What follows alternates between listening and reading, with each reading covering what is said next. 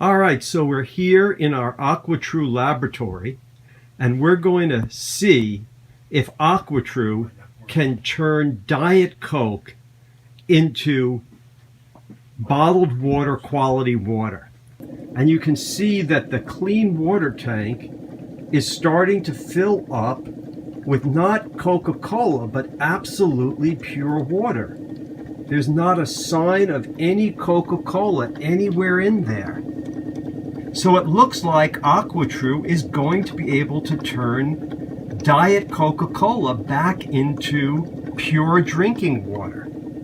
So now I'm going to ask Brian to just pour himself a glass of water. Okay, take a sip.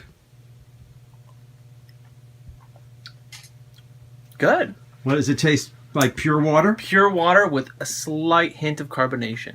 It's the only thing that comes through.